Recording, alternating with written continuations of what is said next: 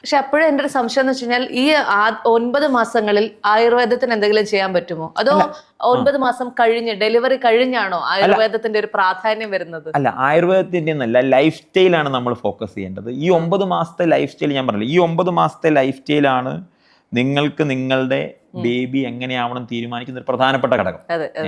ഇപ്പം ഞാൻ എപ്പോഴും പറയുന്നത്, യഥാർത്ഥത്തിൽ ഈ നമ്മൾ കുട്ടിയുണ്ടായി 5 വയസ്സായി കഴിയുമ്പോൾ ഇന്ന് കൊച്ചിയിലെ ഏറ്റവും നല്ല സ്കൂളിൽ ഏറ്റവും വില കൂടിയ നമ്മൾ ഫീസൊക്കെ ഉള്ള സ്കൂളിൽ നമ്മൾ കുട്ടിയെ വിടുക എന്നുള്ളത് എന്നെ സംബന്ധിച്ചിടത്തോളം ഞാൻ വിശ്വസിക്കുന്നത് കതിരിൽ കൊണ്ട് വളം വെക്കുന്നതിന് തുല്യമാണ്. കാരണം നിങ്ങളുടെ കുട്ടി എങ്ങനെയാകണമെന്ന് ഓൾറെഡി ഏകദേശം ഒരു സംഭവം നിങ്ങൾ തന്നെ ചെയ്തു വെച്ചിട്ടുണ്ട്. അത് സെക്ഷൽ ഇന്റർകോഴ്സ് മുതൽ തുടങ്ങുന്ന ഒരു യാത്രയാണ്. അതിൽ ഏറ്റവും പ്രധാനപ്പെട്ട സമയമാണ് ഈ 9 മാസം എന്നുള്ളത്, ഈ പ്രഗ്നൻസി ടൈം. അതിൽ ആയുർവേദമോ നാച്ചുറോപ്പതിയോ എന്നുള്ളതല്ല, മറിച്ച് നമ്മുടെ ലൈഫ് സ്റ്റൈലിനാണ് ഏറ്റവും വലിയ ഘടകമുള്ളത്.